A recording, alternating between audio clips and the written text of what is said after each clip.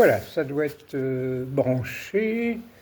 Donc nous sommes le 26 juillet. Il fait 19 degrés, c'est ensoleillé avec un peu de vent. Il est 18h45. La maison est calme, il peut y en avoir dans les chambres, peut-être dehors aussi. Et moi, voilà, c'est immuable. Je suis à mon bureau et je suis devant la mer, vous voyez le temps. Voilà, je vois quelqu'un qui arrive, ça doit être, je ne sais pas trop qui c'est Ben qui revient de la plage avec son ballon et sa casquette. Bien, revenons-en au sujet du jour. Donc, comme je vous avais dit que j'allais vous entretenir sur des personnages du monde artistique qui ont offert de l'intérêt lors de ma jeunesse et mon adolescence. Et certainement que celle qui m'a accompagné le plus longtemps et le plus souvent, c'est la Moune Piaf. Donc Édith Piaf est née en 1915 et décédera très jeune, à 48 ans, en 1963. Et on va découvrir la vie d'une petite bonne femme hors du commun, qui on se demande qu'a été, on ne peut plus mouvementé, agité, amoureux, une vie de barreau de chaise, je ne sais pas comment elle a pu résister à tout ça. Donc de son nom, elle s'appelle Édith Gasson. Donc elle est née à Paris et elle décédera, donc, comme je vous ai dit, en 1963, dans une bastide près de Grasse. Très rapidement, elle sera surnommée la Moune Piaf, Édith Piaf, la Moune Piaf. Et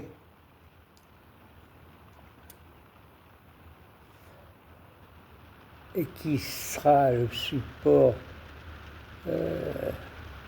toute sa vie d'énormes succès, avec des noms qu'on découvrira le long de ce texte que vous connaissez tous. La vie en rose, Non, je ne regrette rien, L'hymne à l'amour, Mon légionnaire, La foule, Milord, Mon Dieu, l'accord.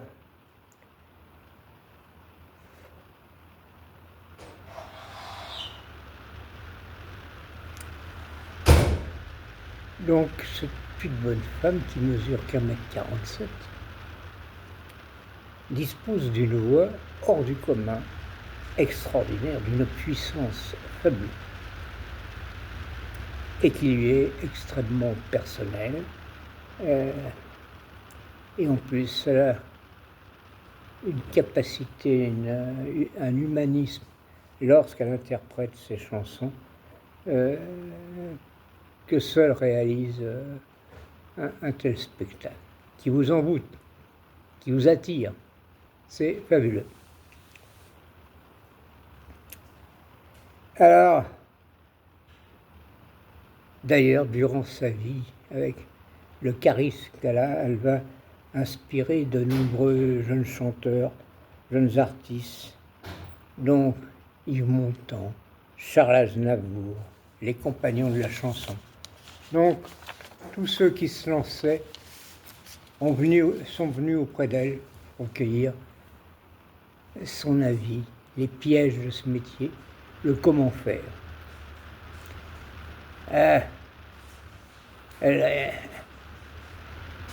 Également, elle connaîtra plus tard dans sa vie Charles Moustaki, un grec, un compositeur extraordinaire par la qualité de ses textes et la beauté de sa voix, qui s'appelle Charles Dumont.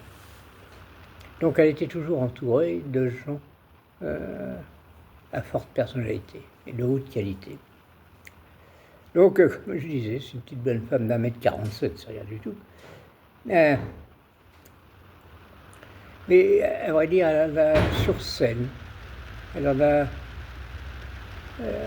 très bien utilisé son physique. Quand elle apparaissait sur scène, généralement la scène était noire, il y avait un halo de lumière, où avec sa petite taille très menue, elle apparaissait. Un peu figée, parce que comme on verra, elle a eu toute sa vie des problèmes de démarche.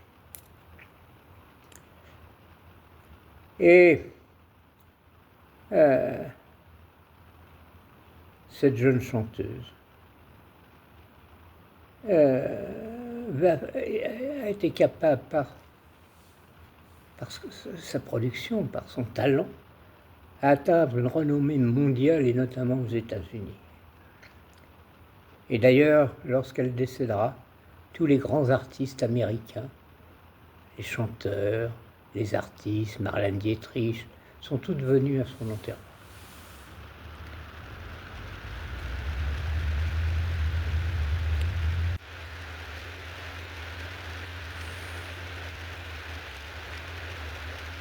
Mais très jeune, sa vie va venir, comme je disais, difficile à cause de son état de santé. Et alors si on revient un peu derrière, déjà, elle est née dans une misère profonde. C'est une enfant de la balle, qui a une mère qui boit, qui se drogue, et qui l'abandonnera. Et l'ensemble de son environnement familial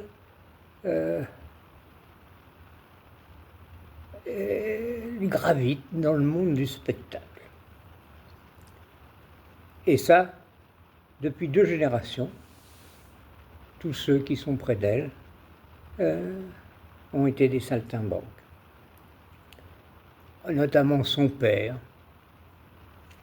Lui est un artiste de cirque, il traverse, il est contorsionniste, il marche sur un fil.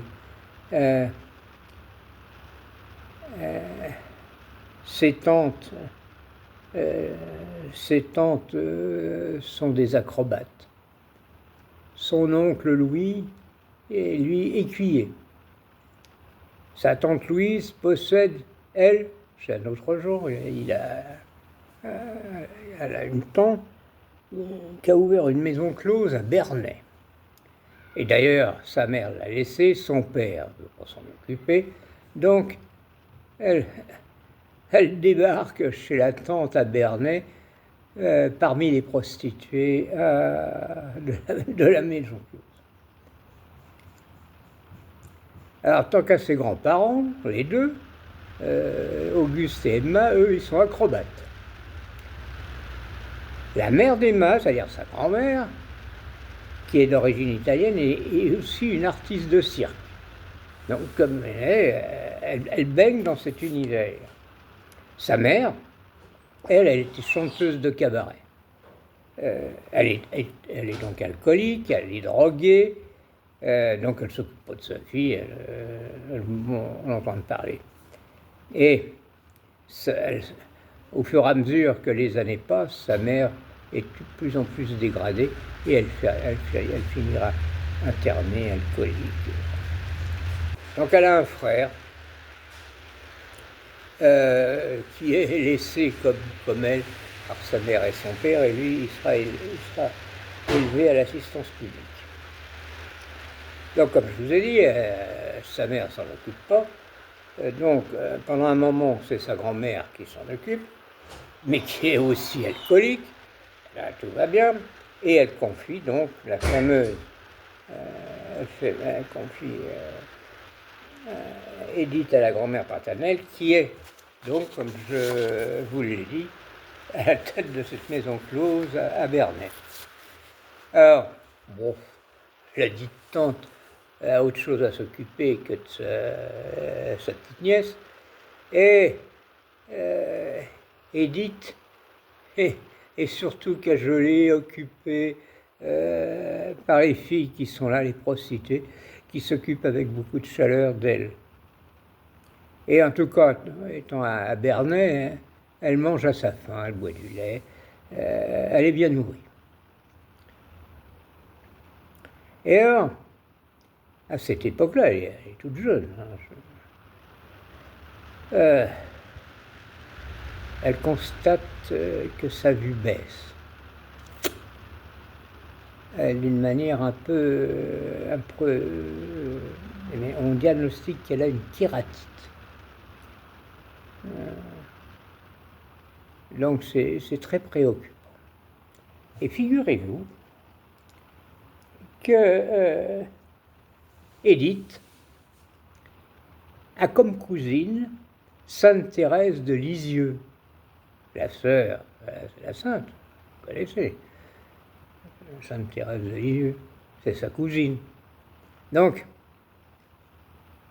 elle va voir sa cousine et elle lui demande, son état de sainte, qu'elle fasse un miracle et qu'elle va prier. Et donc, bien, les jours passent, elle constate que la baisse de sa vue a tendance à s'amenuiser, à se stabiliser. Et donc, pour elle, c'est sa cousine, c'est Sainte Thérèse de l'Enfant Jésus qui a fait un miracle en arrêtant l'évolution de la maladie. Et de ce fait, Édith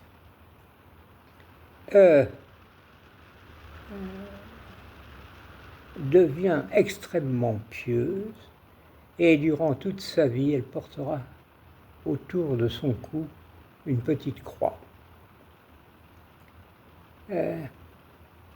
en croyant sincèrement que c'est sa cousine qui a effectué un miracle.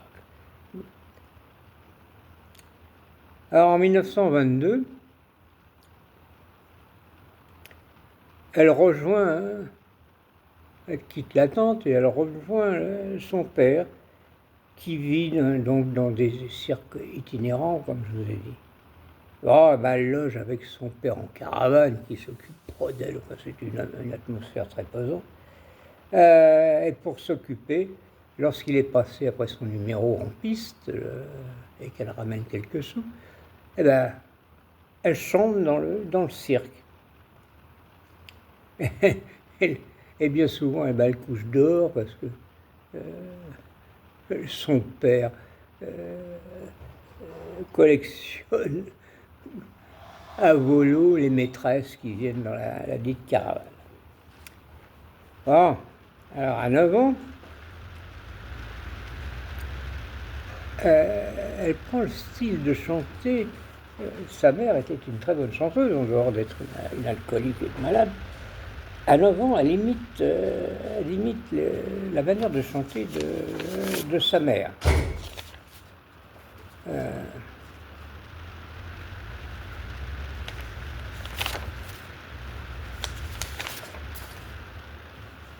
Et elle se met à chanter dans les rues, comme sa mère faisait, et au cirque, donc, comme je disais, après le passage de son père, elle chantait dans le cirque. Et elle révèle une voix d'exception. Elle parcourt la France avec son père et partout où elle passe, elle laisse un souvenir extraordinaire. Or, elle en a marre de son père, tout ça, c'est une vie de barreau de chef. Donc, à l'âge de 10 ans, elle fugue et elle vend sa voix et chez sa grand-mère, elle retourne chez sa grand-mère à Bernay pour retrouver ses amis prostituées. En 1930, donc elle a 15 ans, elle quitte son père pour chanter dans les rues avec une amie à elle qui s'appelle Simone, qu'elle appelle Momone. Momone et Edith, elles font le tour, chantent dans les rues, à la terrasse des cafés. Elles rentrent dans les cours des immeubles où les gens chantent et les gens ouvrent leurs fenêtres et leur jettent de la monnaie que Momone se charge de ramasser. Et puis, assez régulièrement, elle revient où elle avait sa jeunesse, à Belleville, un quartier qu'elle aime bien. Elle vient avec Momone passer un week-end ou quelque chose comme ça. Et en 1932, elle a donc 17 ans, elle rencontre, croise sa route, son premier amour qu'elle appelle le Petit Louis, qui est livreur, garçon livreur. Et il s'installe avec elle à Belleville. Ils déménageront souvent. Et Piaf se met à chanter les morceaux à la mode, des valses, des tangos, la java. Et elle prend soin de plus en plus dans les rues, pour qu'on l'écoute le plus, d'utiliser un porte-voix. Et elle rejoint aussi le week-end, elle chante dans les bals musettes. Avec le Petit Louis, elle a une fille, Marcel, en 1933. Elle a 18 ans. Et à ce moment-là, pour se stabiliser, avec sa fille, elle essaye de trouver un emploi comme bonne ou comme vendeuse. Oh, c'est un succès, ça lui plaît pas. C'est la rue qui l'attire, c'est là qu'elle se sent bien. Donc elle retourne chanter dans les bars, dans les rues. En 1934, elle a 19 ans, elle est toujours extrêmement jeune. Et il y a un pianiste qui la recrute, qui fait partie d'un orchestre qui s'appelle Radio Virus. Elle chante avec lui, elle chante dans les cabarets en reprenant les chansons des chanteuses célèbres à l'époque, Fréhel, Damia. Dans un des cabarets où ils se produisent, apparaît dans l'orchestre un guitariste gitan qui s'appelle Django Reinhardt. Célèbre, n'est-ce pas, Django Reinhardt? Alors, bien évidemment, elle chante, elle se fait accompagner par Django Reinhardt et fait un petit bout de carrière avec lui. Mais elle continue toujours à parcourir les rues, c'est là qu'elle respire bien, c'est là qu'elle se sent bien. Alors, bon, ça dure un certain temps, elle quitte Petit Louis, qui garde pendant un certain temps leur fille, et sa vie reprend, elle fait d'autres rencontres, bien sûr, et continue à battre le pavé. Mais sa petite fille va mourir très rapidement en ayant contracté une méningite. Ah, là, c'est une parole, il faut enterrer la petite. Elle n'a pas de ressources financières et c'est une période de sa vie, pendant un certain temps. Elle s'est prostituée pour avoir assez d'argent pour enterrer sa fille. C'est lugubre, vraiment une vie, un truc de fou. En 1935, donc elle a 20 ans, et elle est prise par un genre d'impresario, un certain Raymond Assau, qui a remarqué la qualité de la voix de cette jeune femme, et il voudrait essayer de la mettre sur un droit chemin et d'en faire une chanteuse professionnelle dans le music hall. Ainsi, il décide, tout le monde l'appelait la Môme Piaf, il décide de changer son nom et de l'appeler Edith Piaf. Et il arrive en 1936 à la faire chanter dans un grand music hall de l'époque qui s'appelle l'Alhambra, et de lui faire enregistrer des disques. et au-delà, c'est une traînée de poules qui s'abat et tout le monde demande ses disques. En 1937, elle a 22 ans, toute jeune. Et elle devient une des artistes les plus aimées des Français, qui l'entendent matin et soir sur les ondes et sur les scènes qu'elle écume à travers tout Paris et la France. Pour l'aider, elle s'entoure d'une secrétaire qui devient sa conseillère et qui restera auprès d'elle toute sa vie. Elle s'appelle Annie, qui va essayer de la garder dans le droit chemin. En 1900, elle change un moment de voix, elle joue, c'est en 1941 je crois, elle joue une pièce de Cocteau, Le Bel Indifférent, en compagnie d'un certain Paul Meurice, pas n'importe qui lui aussi. Et avec lui, elle tourne un film qui s'appelle Montmartre, et elle continue ses concerts pendant la guerre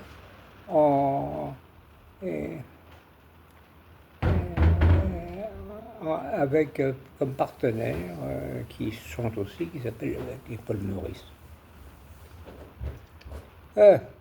En 1942, elle ne sait pas où elle est, donc elle loge à Paris, dans une maison close qui se situe rue Lauriston, à 2 pas du siège de la Gestapo. Et cette maison est fréquentée assidûment par les officiers allemands et SS et toute la bourgeoisie huppée de Paris qui viennent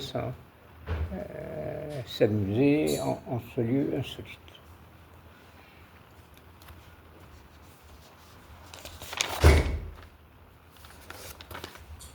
En 1942, elle vient chanter à l'ABC devant les officiers allemands.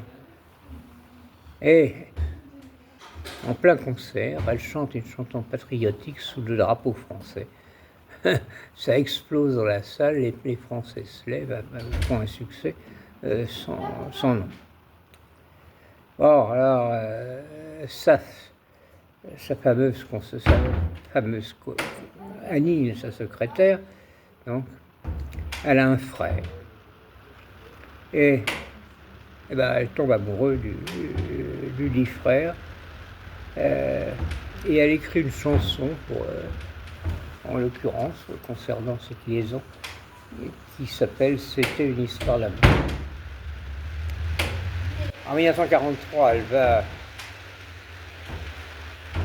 elle fait un voyage en Allemagne pour promouvoir la chanson française avec les compositeurs Loulou Gasté, avec l'acteur de cinéma Raymond Souplex, et devant la porte de Brandebourg, à Berlin, elle chante des chansons françaises. En 1944, elle revient au Moulin Rouge, où un jeune chanteur débute. Et ce jeune chanteur, je vous le donne en mille, c'est Yves Montand. Bon, alors,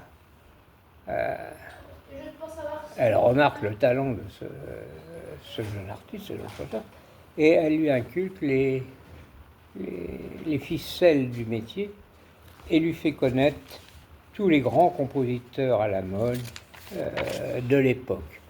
Loulou Gasté, Cosma, Comté, Édith Monod, Francis Lemar, qui tous écriront l'énorme répertoire d'Yves Montand. Alors, cette année-là, son père meurt dans ses tournées de cirque.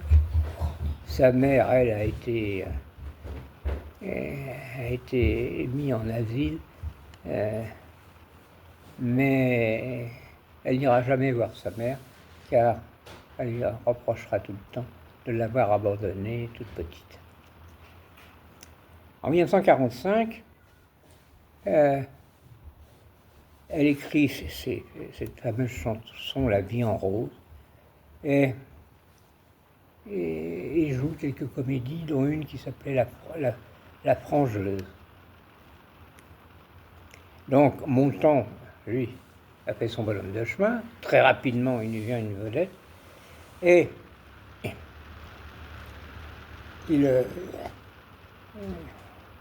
il débute en cinéma en tournant des films avec elle, dont une qui s'appelle Étoiles sans lumière et Le Parti de la nuit. 1946, figurez-vous, pareil, elle rencontre un groupe de jeunes gens qui chantent, qui s'appelle les Compagnons de la chanson.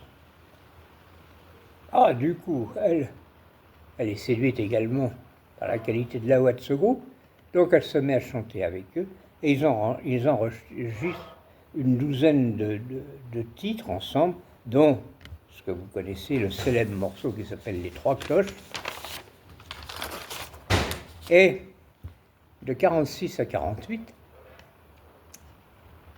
elle vit avec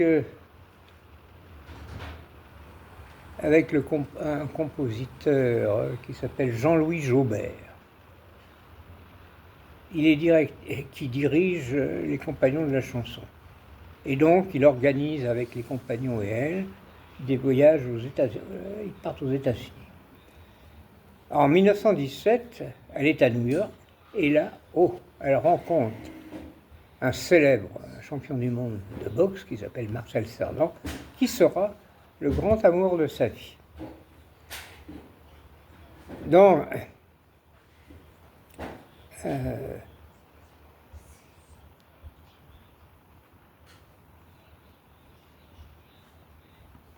c'est pas 1917, ça doit être dans les années 47, je crois. Bon, bref. Donc elle fait des recettes, elle a les moyens financiers maintenant. Donc, elle achète un hôtel particulier à Boulogne-Billancourt, un magnifique hôtel particulier dans un parc. Et là, elle se met à écrire des textes célèbres, L'hymne à l'amour, avec Marguerite Monod qui fait la musique. En 1949, non,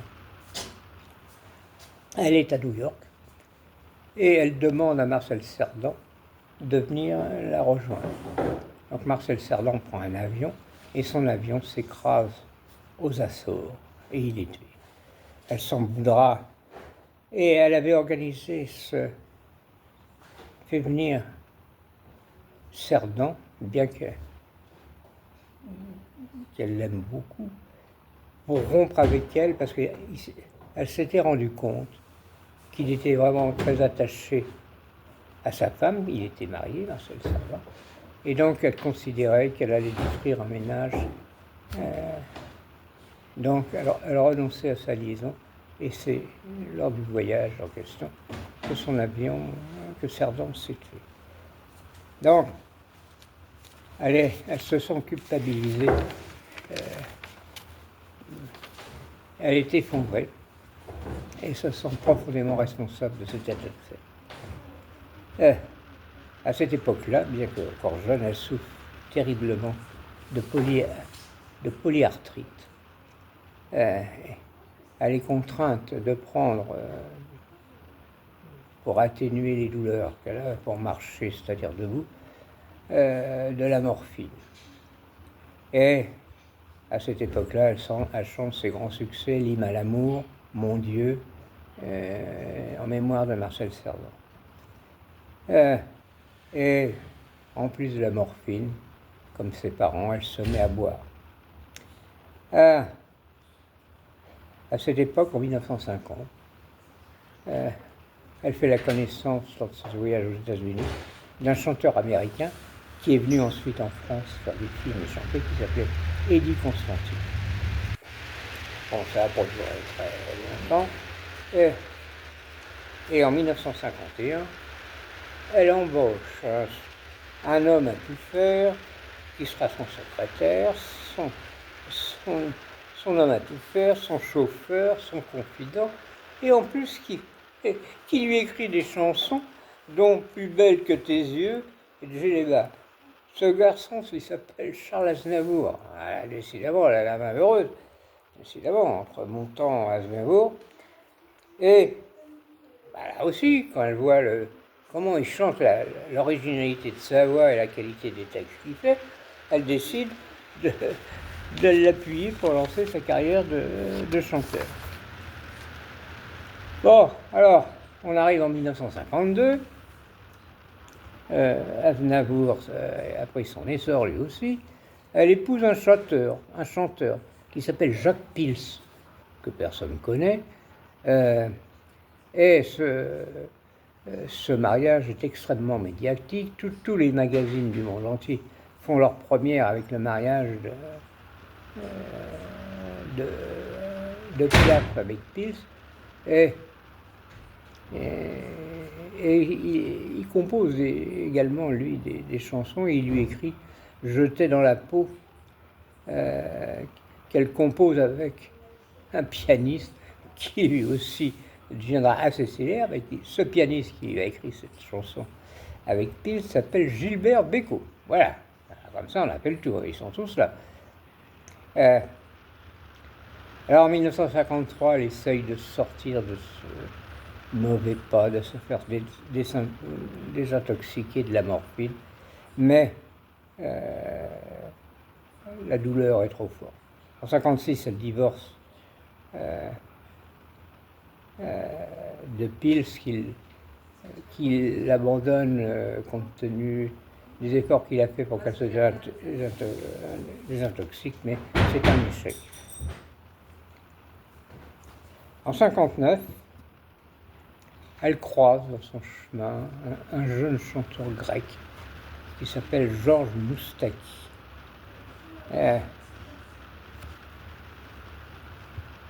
Et Moustaki lui écrit également une chanson, mais sinon, tous les jeunes, les compositeurs qui viennent lui écrire quelque chose, qui lui écrira ce succès énorme qui s'appelle Milord.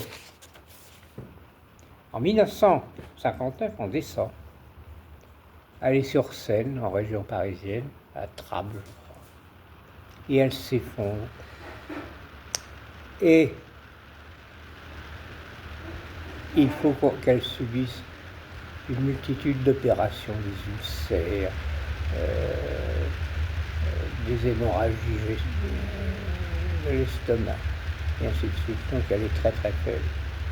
Et malgré son état de santé, elle essaye d'aller faire encore quelques concerts à New York, notamment au Carnegie Hall de New York, où elle fait un tabac pas fermé.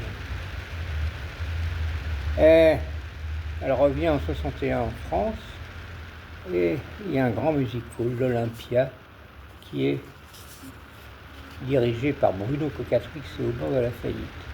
Elle lui propose de faire toute une série pour remplir ses finances, toute une série de concerts avec tout son répertoire, malgré son état de santé. Et j'ai eu le privilège, effectivement, à cette époque-là, d'assister à un des codes,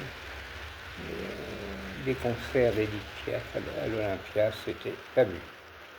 Et notamment, elle a inauguré une chanson lors de ce concert que tout le monde connaît, qui s'appelle « Non, je ne regrette rien », sur un peu le déroulement de sa vie. Et elle renfloue les finances de l'Olympia, qui sera sauvée grâce aux recettes liées au succès engendré par sa présence sur scène.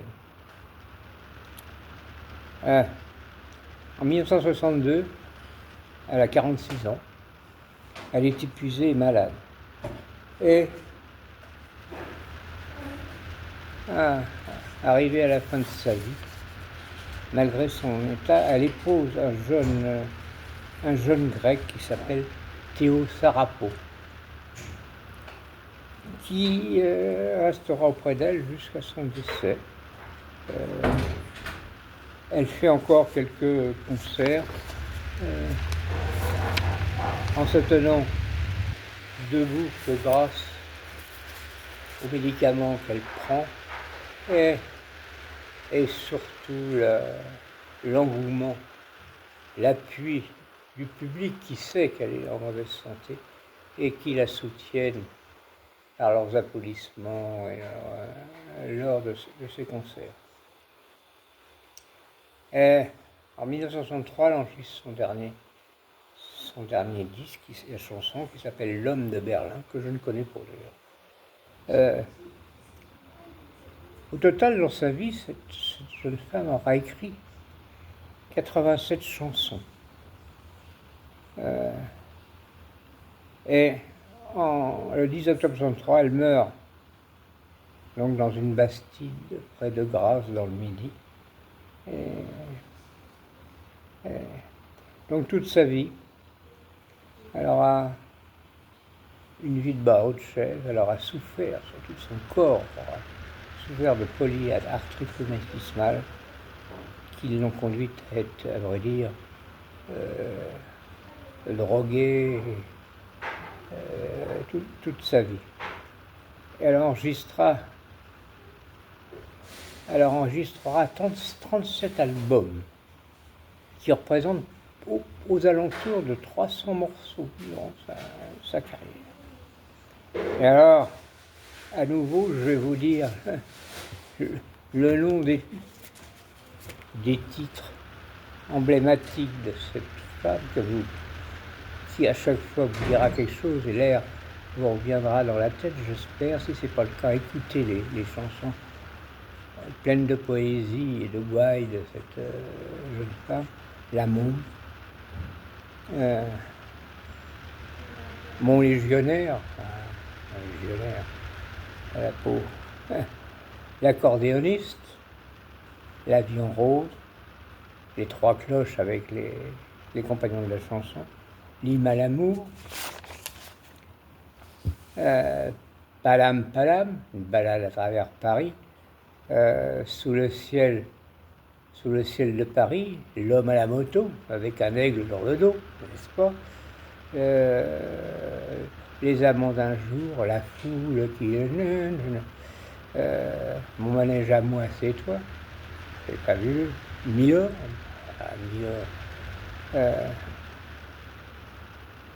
Non, je ne regrette rien, donc. Mon Dieu, le fameux mon Dieu, qui met en avant sa croyance envers un rôle profond qu'a joué Dieu dans sa vie, qui l'a aidé, qui l'a soutenu, qui l'a permis de vivre. Et à la question, un point d'interrogation, à quoi sert l'amour? Non, voici la vie jamais stabilisée de cette jeune femme, de cette actrice que je considère exceptionnelle. Par sa voix, sa façon de vivre, et un besoin d'aimer et d'être aimé. En tout cas, elle, il y a une chose qu'elle a émise en priorité toute sa vie, c'est Dieu, en considérant que c'est grâce à lui qu'elle a conservé la vie. Voilà, donc elle a accompagné toute mon adolescence, je l'ai vue 2 fois sur scène, donc comme je vous l'ai dit, j'étais à l'Olympia et j'ai dû la voir, je me souviens plus du nom, à l'Alhambra. Voilà. Durant mon adolescence, et j'ai envie, avant de fermer ce portrait, de vous encourager à écouter cette musique magnifique, avec des auteurs magnifiques. Et je vais simplement dire à Edith, merci. Voilà, bonsoir à tous.